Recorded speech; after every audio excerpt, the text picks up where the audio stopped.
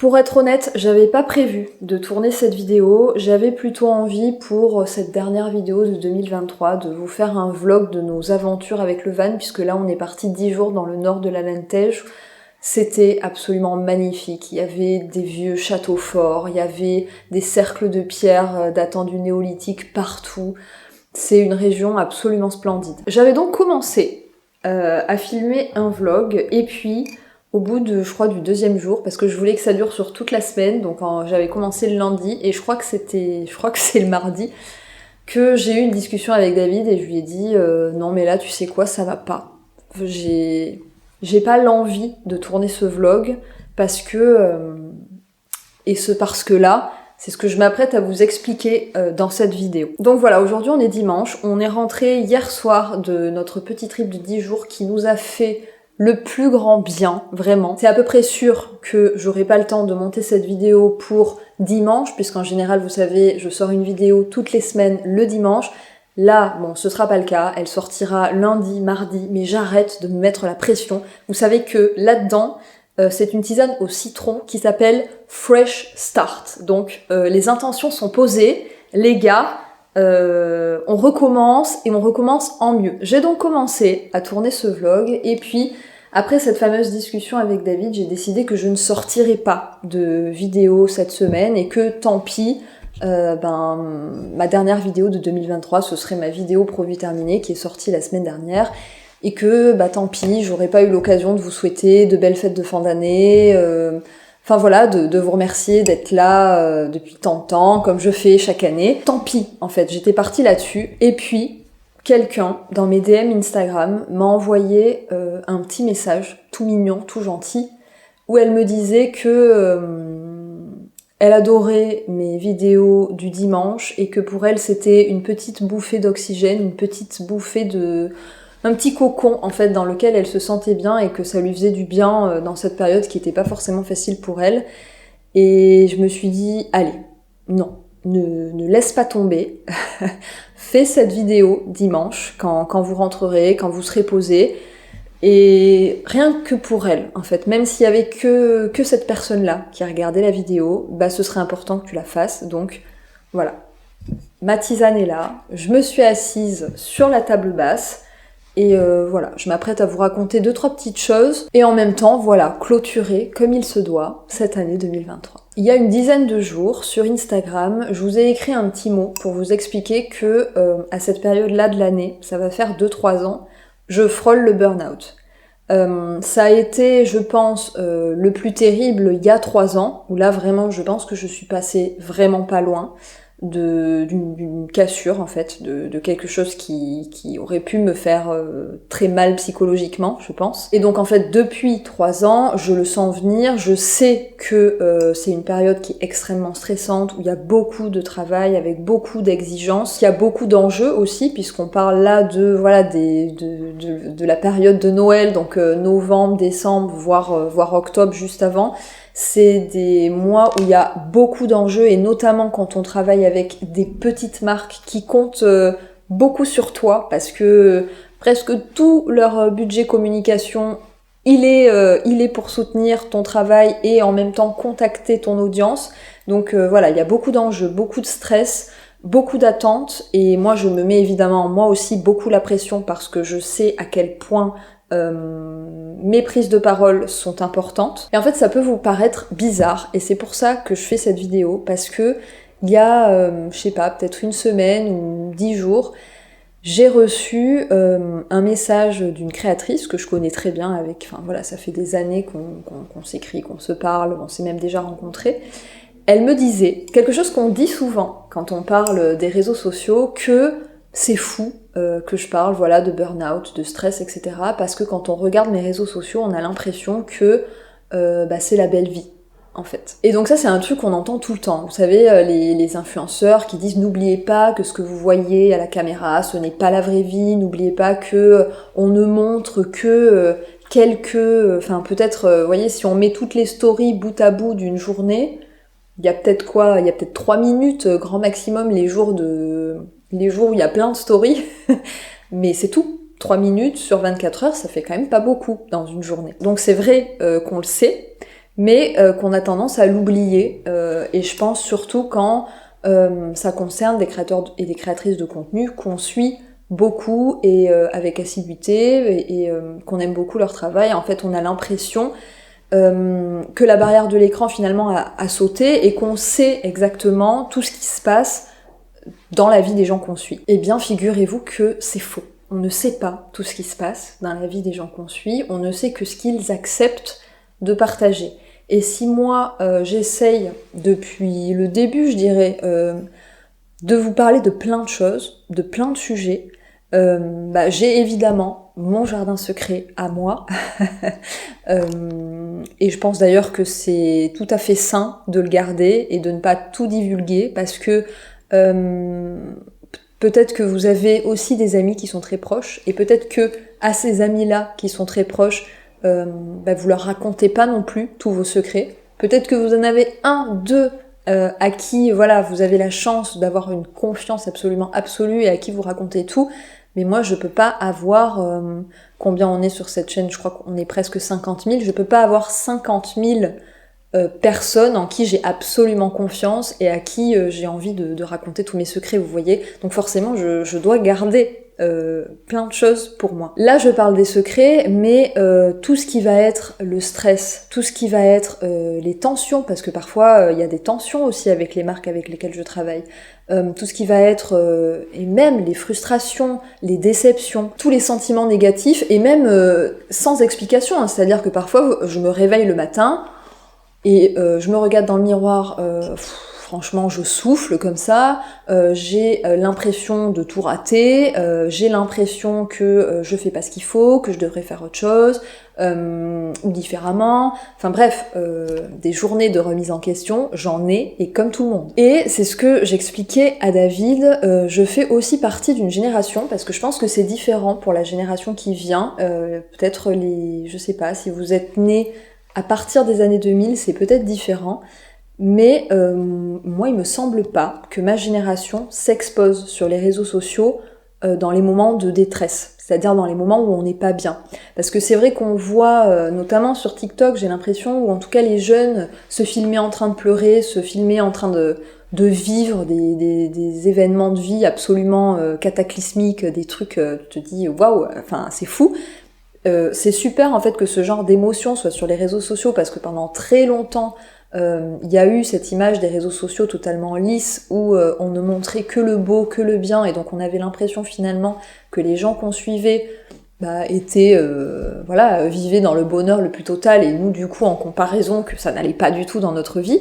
Donc bien sûr que c'est important de montrer toutes ces émotions, mais c'est juste que moi en fait je n'ai pas cette culture-là. C'est impossible, vraiment, c'est impossible que je pense à filmer quand je suis triste, quand je suis déprimée, quand j'ai envie de rien, quand c'est une journée où ça va pas, ou que c'est une journée où j'ai immensément, tellement de travail que quand je me lève le matin, je me dis mais mon Dieu, mais comment je vais faire ? C'est juste pas possible en fait que ne serait-ce que de penser à allumer ma caméra et à le dire et à le filmer, à le documenter. C'est parce que mon cerveau, ma tête est juste pleine d'autres choses en fait. Tout le négatif prend le dessus. Et même si je suis une personne qui cherche à être très positive, qui, je pense, par mon cercle proche est considérée comme positive, comme joyeuse, qui essaye de mettre un peu de gaieté dans ce monde, et ben moi aussi, parfois ça va pas. Et je vous le dis, prenez ça comme ça. Ça va faire 3 ans que les 3 derniers mois de l'année en général, ça va pas. J'ai énormément de stress, énormément de choses à faire, et je me sens littéralement, non pas littéralement, submergée. Donc voilà, vraiment, ne perdez jamais à l'esprit que ce que vous voyez sur les réseaux sociaux, ce n'est pas la vraie vie, ce n'est pas la réalité. Enfin, c'est vrai ce que vous voyez, en tout cas de mon côté. Enfin, rien n'est inventé, je veux dire, c'est du vrai. Mais ce vrai qui est comme ça, il est compris dans un vrai qui est comme ça. Vous voyez ce que je veux dire ? Et je pense que ce stress lié à la fin de l'année, voilà, il est évidemment lié à la quantité de travail, mais il est aussi lié au fait que je fais mon métier avec le cœur Et je sais pas si c'est le cas de la majorité des gens, mais en fait, ce que je fais, c'est vraiment un métier passion, c'est-à-dire que je prends énormément de plaisir à faire ce que je fais, j'y trouve énormément de sens, j'ai l'impression que ça sert à quelque chose, et quand je discute avec des clients, puisque je leur facture des choses, ces clients-là, je les considère réellement comme des personnes qui essayent de changer le monde en bien. Donc en fait, quand on essaye de créer une entreprise qui a un impact comme ça sensible, quelque part, quand on y met de la sensibilité, ben nécessairement, je pense que le stress est décuplé parce qu'on a envie que tout fonctionne, parce qu'on a envie de réellement aider, parce qu'on a aussi envie d'aider tout le monde. Ça, c'est un petit peu mon problème depuis petite. Je pense que c'est une jolie qualité, mais ça, c'est aussi un défaut pour soi-même quand c'est pas suffisamment équilibré, je pense. Moi, j'ai cette espèce de volonté à la fin de l'année d'aider toutes les petites marques, de les mettre en avant, de vous les montrer, de vous les présenter, de vous expliquer à quel point celle-ci, elle fait les choses super bien, mais regardez aussi, il y a celle-là, etc. Mais en même temps, je suis aussi dans le grand paradoxe de mais attends, mais je peux pas leur faire de la publicité, enfin en tout cas des mises en avant sans arrêt, parce que j'ai pas envie non plus qu'ils achètent tout et n'importe quoi sans réfléchir. Je veux que on crée des fêtes de fin d'année où on soit pas obligé d'acheter des cadeaux à nos proches, que ça soit pas en plus obligé que ce soit des cadeaux matériels, que ce soit des cadeaux réfléchis, dont les proches ont besoin, pas des trucs comme ça qu'on va plus savoir où les ranger une fois qu'on nous les a offerts. Enfin, je suis perpétuellement dans ce paradoxe à chercher cet équilibre, et ça fatigue aussi beaucoup, parce que d'un autre côté, donc c'est-à-dire du côté des marques, il y a aussi énormément d'attentes, énormément de demandes. En fait, je le sens, même si, voilà, dans ce milieu-là, parce que je travaille avec des gens qui cherchent à faire les choses bien, il y a aussi, ça va avec une prise de conscience aussi sur la bienveillance, sur la façon de s'adresser aux autres, sur la façon de concevoir les relations. Donc, bien souvent, je discute avec des personnes qui sont aussi sensibles et bienveillantes que moi, mais pas toujours.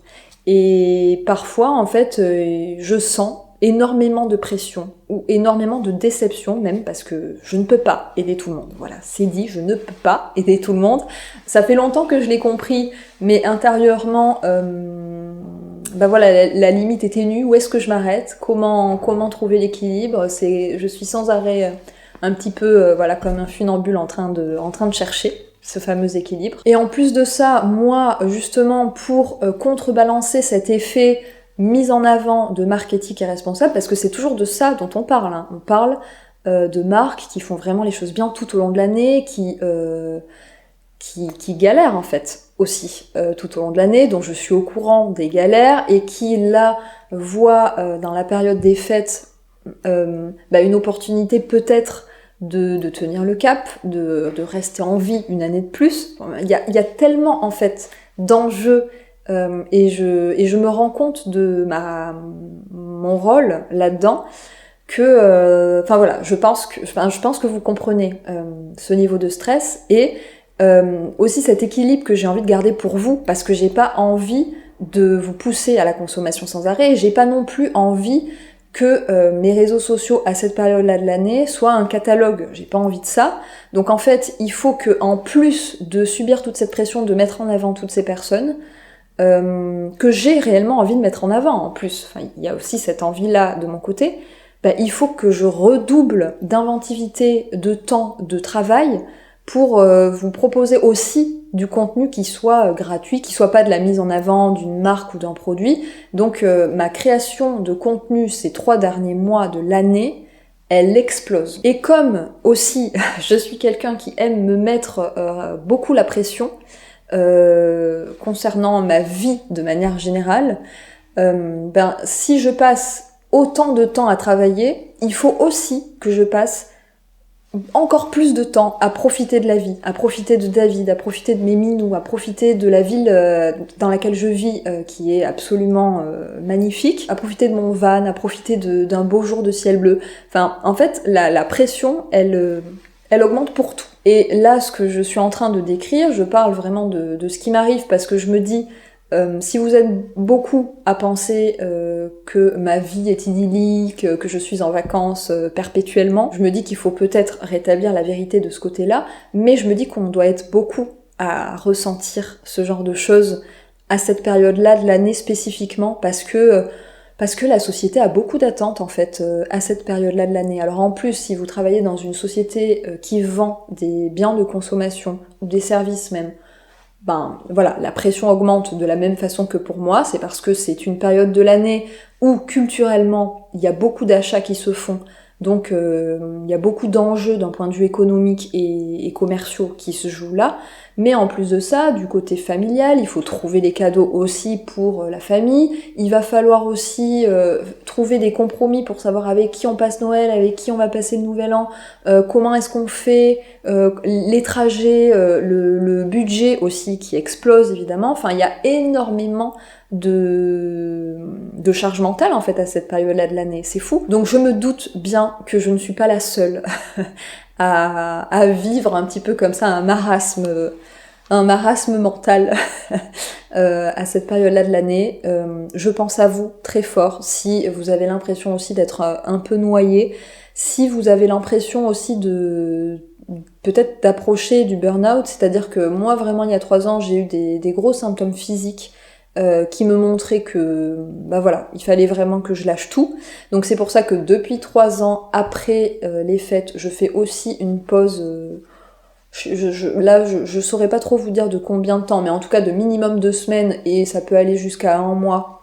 Ça peut aller, voilà, tout le mois de janvier par exemple, où je coupe tout, tous les réseaux, et on rajoute évidemment à ça toute l'actualité pourrie.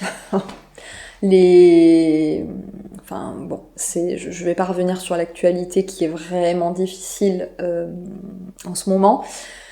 Mais voilà, tout ça pour dire que je pense fort à vous, si vous avez l'impression comme ça ben voilà, que c'est difficile, que vous n'y arrivez pas, que vous êtes submergé, que vous avez beaucoup de stress, que vous aimeriez profiter d'une belle journée de ciel bleu, mais qu'à la place vous allez la passer assis à travailler et que ça vous frustre énormément et que ça vous frustre d'être frustré, que vous en voulez de ressentir de la frustration parce que ce que vous faites c'est un métier passion, parce que vous avez la chance d'habiter dans un lieu où vous avez le ciel bleu, enfin bref, vous voyez tout ce qui se passe dans ma tête, c'est sans arrêt. Et donc voilà, en fait, quand j'ai commencé à tourner mon vlog en début de semaine, ben je me suis dit non, c'est trop, j'y arrive pas. J'ai envie de profiter du van, j'y arrive pas, et en plus de ça, et voilà, ça va être, je pense, le dernier sujet de cette vidéo, parce que j'aimerais quand même qu'elle soit assez courte et digeste, parce que bon, c'est pas des bonnes news, c'est du parler vrai et du parler franc, c'est important de remettre l'église au milieu du village, mais bon, c'est pas les vidéos qui amènent le plus de good vibes, quoi. C'est que je savais que cette vidéo, elle serait pas autant vue, elle serait pas autant likée et appréciée que si je l'avais sortie par exemple 3 mois avant. Parce que il y a ça, dont les créateurs et les créatrices de contenu parlent tous, plus ou moins, à cette période-là de l'année. Je sais pas s'ils en parlent tous, mais en tout cas, ils l'expérimentent tous, pour en discuter avec beaucoup d'entre eux et d'entre elles.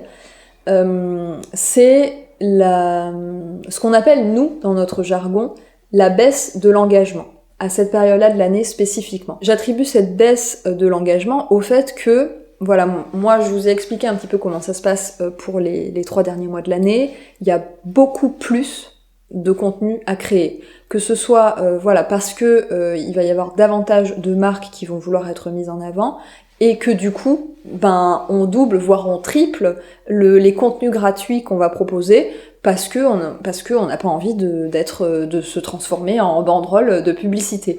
Donc les contenus triplent en volume, et ça chez tout le monde. Donc en fait, moi je pense que très simplement, mathématiquement, nos contenus se retrouvent dilués dans le volume de contenu qui explose, en fait, dans la masse de contenu qui à cette période-là de l'année explose. Et je pense aussi que, parce que je le ressens aussi, en tant que consommateur et consommatrice de contenu, Il y a aussi un effet too much, tout simplement. Déjà parce que dans notre vie, j'en parlais tout à l'heure, ben c'est aussi beaucoup de pression, il y a beaucoup de choses à gérer à cette période-là de l'année, mais aussi parce que les réseaux sociaux, ça se transforme, enfin il y a beaucoup plus de publicité, de partenariats rémunérés, et c'est peut-être un peu gonflant à force, et même le contenu gratuit, on sait plus, enfin je sais pas, à mon avis il y a quelque chose, il y a peut-être un trop plein, un too much qui se passe et qui fait que de manière systématique à cette période-là de l'année, les chiffres que nous on a en tant que créateurs et créatrices de contenu baissent vraiment drastiquement. C'est-à-dire que en fait, pour nous, c'est nos seuls moyens de savoir ce qui vous plaît, de savoir si vous regardez, si vous êtes là, de vous sentir en fait. C'est des choses qui sont chiffrées et donc c'est un petit peu chiant de devoir se rattacher aux chiffres, mais pour autant c'est le seul écran qu'on ait à regarder. Ça va être le nombre de likes sous nos publications, le nombre de commentaires, le nombre de partages que vous allez faire, le nombre aussi d'interactions qu'on a avec vous, donc les messages que vous nous envoyez tous les jours. Tout ça, ça va nous permettre à nous de mesurer si vous êtes là en fait, si vous êtes content de voir ce qu'on fait. Et ben, à cette période-là de l'année, peut-être par lassitude du coup, il y a tout qui diminue. Nos posts sont moins likés, sont tout simplement moins vus, et du coup, ben imaginez tout ce que je vous ai expliqué juste avant, toute cette pression, tout ce travail qui m'amène au bord du burn-out, qui finalement est récompensé par encore moins de likes, encore moins de soutien.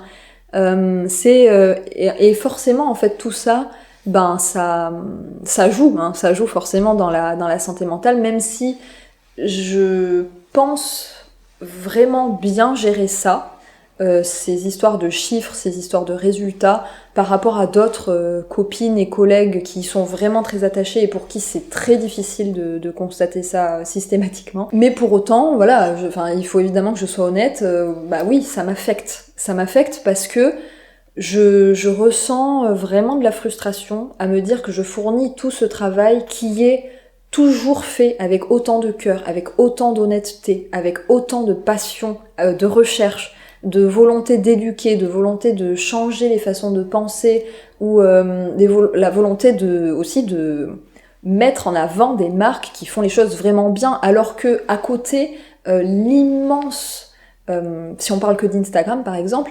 l'immense majorité des posts publiés sur Instagram en partenariat rémunéré, bah, ça va être des posts en partenariat avec des marques, mais qui dézinguent le monde en fait. Et donc moi, avec mes petites marques vraiment triées sur le volet, avec ma sélection qui est extrêmement exigeante, etc., bah, je me dis, bah mince alors, enfin...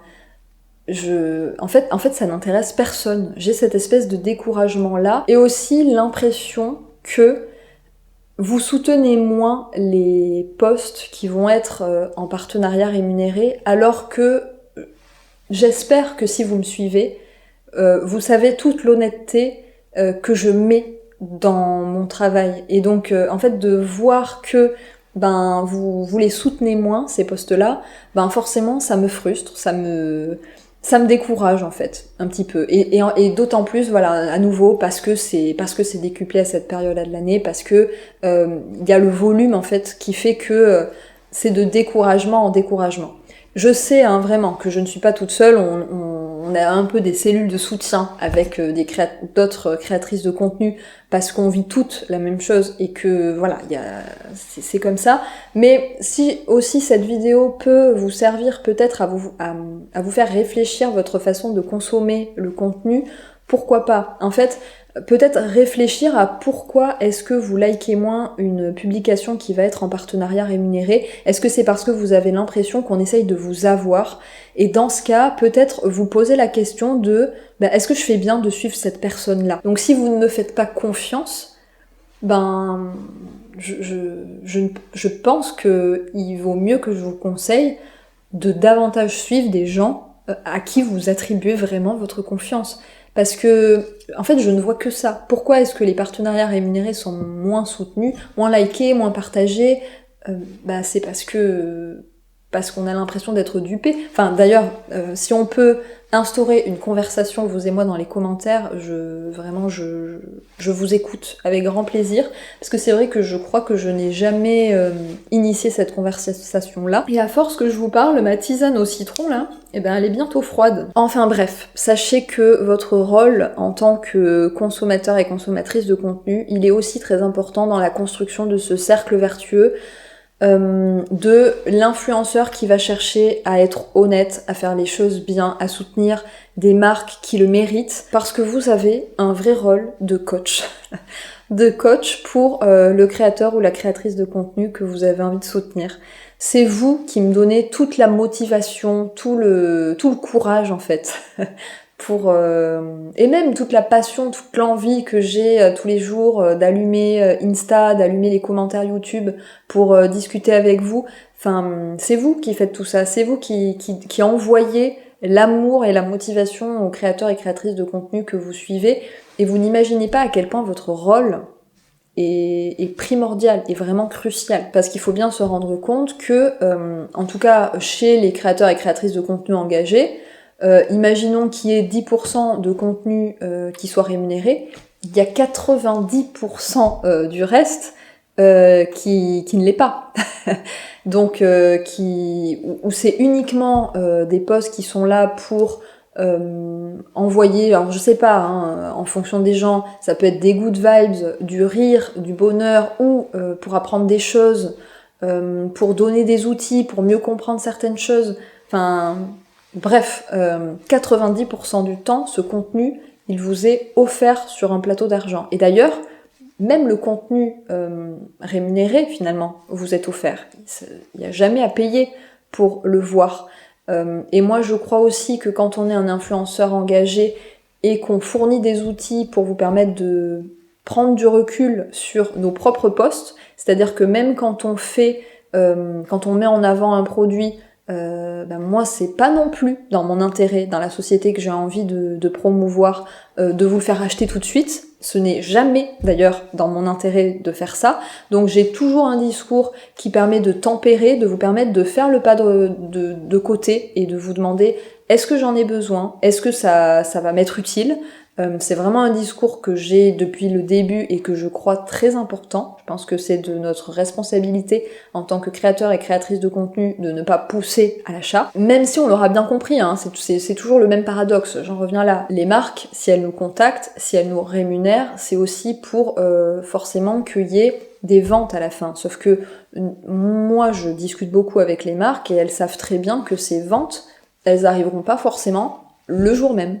Elles arriveront peut-être un mois, un an plus tard, parce que vous êtes une communauté qui réfléchit, une communauté qui ne passe pas à l'achat tout de suite et qui fait un petit pas de côté. Bon, même si je vous vois parmi vous, je sais qu'il y en a qui achètent tout de suite, mais tout mon contenu, justement, 90% du temps, ce contenu éducatif, il est là pour vous permettre de faire le pas de côté, de réfléchir autrement, de prendre le temps avant d'acheter, et ça peut être très long, c'est beaucoup d'efforts de se soustraire un petit peu à cette société de consommation.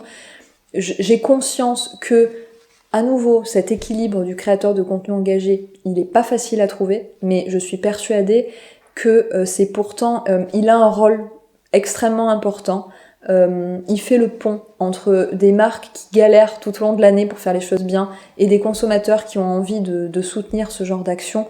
Et je pense qu'il a un rôle vraiment essentiel dans la construction d'un avenir plus juste, plus équitable. Et c'est pour ça qu'il faut pas lâcher face à la masse d'influenceurs qui s'en contrecarrent de tout, qui, alors qu'ils sont suivis par des millions de gens, n'aborde pas des sujets absolument essentiels qui permettraient peut-être de faire réellement changer les choses, parce que, enfin voilà, c'est là aussi où je vous dis que votre rôle est essentiel en tant que consommateur et consommatrice de contenu, c'est que vous poussez les voix, vous permettez aux voix de certaines personnes d'aller plus loin, finalement, en les suivant, parce que ça fait toujours effet boule de neige. Donc quelque part, quand on va donner une voix à quelqu'un qui raconte des bêtises toute la journée, ben ça donne davantage de poids à sa parole, mine de rien. Et puis surtout, ne pas hésiter à nouveau. C'est presque un appel et je ne le fais jamais, à vrai dire. Mais écoutez, je vais profiter de cette vidéo. Si vous êtes encore là, c'est que vous êtes digne de confiance et que je peux vous dire ça. Vraiment. N'hésitez pas à soutenir le contenu des gens dont vous pensez que la voix est importante, ou en tout cas qu'ils apportent quelque chose d'intéressant. Et même quand c'est un partenariat rémunéré, c'est même d'autant plus important parce que c'est beaucoup de travail et parce que ça permet aussi, dans mon cas, je vais revenir à mon cas, mais il y a plein d'autres personnes qui sont dans le même cas que moi, ça permet aussi de soutenir la marque qui va être derrière, qui est une marque qui fait vraiment les choses bien et qui a choisi de mettre un petit peu de son budget communication dans mon travail, parce qu'elle le juge intéressant, éducatif, honnête, bienveillant. Et c'est comme ça qu'on entretient le cercle vertueux, et c'est comme ça que on évite aux créateurs et créatrices de contenu de faire un burn-out à la fin de l'année. Non, évidemment. Ça ne vous revient pas sur les épaules, hein, bien sûr. Mais sachez que vos messages, vos likes, vos commentaires, tout ce qu'on reçoit, ben ça pousse, ça porte, ça motive et ça permet de... Ben voilà, c'est juste que ça donne envie, quoi. Ça donne envie de se reconnecter sur la plateforme le lendemain et de créer du contenu toujours plus qualitatif, qui va toujours plus en nuances, plus en profondeur. D'essayer aussi, dans le cadre par exemple d'un partenariat rémunéré, de mettre les marques vraiment bien en valeur, un peu comme d'autres créateurs de contenu suivis par des millions de personnes pourraient faire, parce qu'elles méritent, elles aussi, avec des budgets moins conséquents, d'être autant mises en valeur, parce qu'elles font les choses bien, en fait. Et il y a cette espèce d'injustice liée au revenu, hein, toujours, où bah voilà, quelqu'un qui va avoir un plus petit budget va pas pouvoir être aussi bien mis en avant, et on entre dans le cercle vicieux. Alors que voilà, quand on est créateur et créatrice de contenu comme moi, bah on a envie de faire bouger les lignes. Enfin bref, ça part un petit peu dans tous les sens, cette vidéo. Mais ma tisane est quasiment finie. Donc je pense qu'il va falloir que j'arrête cette vidéo-là. J'ai beaucoup parlé, il va pas y avoir beaucoup de coupes, franchement, parce que je suis allée straight to the point. C'était un petit peu le principe, histoire que je vous sorte pas la vidéo trop tard et que j'ai le temps de la monter. J'espère en tout cas que ça aura pu vous intéresser, de m'entendre un petit peu, bah voilà, vous raconter ce que vous ne voyez peut-être pas ou ne compreniez peut-être pas.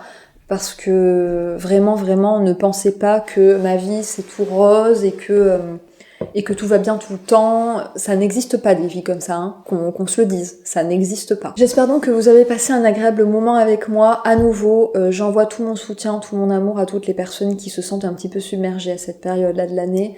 Comme tout, ça passe. Ça finira par passer. Moi j'aime beaucoup l'expression qui dit que le soleil est toujours derrière les nuages. Même si vous avez un ciel tout couvert, bah, le soleil il est toujours derrière. Et à un moment donné, bah, le ciel va finir par se dégager et par faire... à chaque fois que je parle d'une journée de ciel bleu, je regarde derrière la caméra. Mais c'est parce qu'aujourd'hui, on a la chance d'avoir une journée absolument magnifique. Donc voilà, le ciel va redevenir comme ça, je vous promets. N'hésitez pas aussi à aller apporter tout votre soutien aux créateurs et créatrices de contenu engagés que vous suivez. Alors ça peut être moi, mais ça peut être aussi tous les autres, parce qu'on est une petite bande, on commence à être pas mal, hein, parce que mine de rien, les rangs grandissent. Et vraiment, n'hésitez pas à aller apporter tout votre soutien, à envoyer un petit message, à laisser des likes, à rattraper peut-être les posts que vous n'aviez pas vus, pas likés, parce que peut-être aussi que l'algorithme ne vous les a pas présentés. N'hésitez pas, voilà, à aller répandre un petit peu d'amour pour que ces personnes-là puissent en répandre encore davantage. On est un petit peu des relais d'amour, finalement. C'est pas mal, ça, comme image de ce métier. Des relais d'amour. Je vous souhaite de très belles fêtes de fin d'année. Je pense aussi à ceux et à celles qui vont les passer sans leur famille, sans leurs amis, peut-être tout seuls. Je penserai à vous, comme chaque année, à ce moment-là de l'année. Et ça me fait pleurer, vous voyez à quel point je pense à vous. Et pour celles et ceux qui ont la chance de retrouver des proches, eh ben, embrassez-les. Profitez d'eux. Essayez de couper un peu les réseaux aussi, de vous reconnecter, vous savez, à la vraie vie. Et nous, on se dit à l'année prochaine, du coup. Je reviens probablement mi-janvier, donc il va y avoir un petit trou de 4 semaines, je pense. Portez-vous bien, vraiment. Profitez de chaque petite bulle de joie que vous pouvez capter de ci, de là. Je vous embrasse fort et on se dit à l'année prochaine.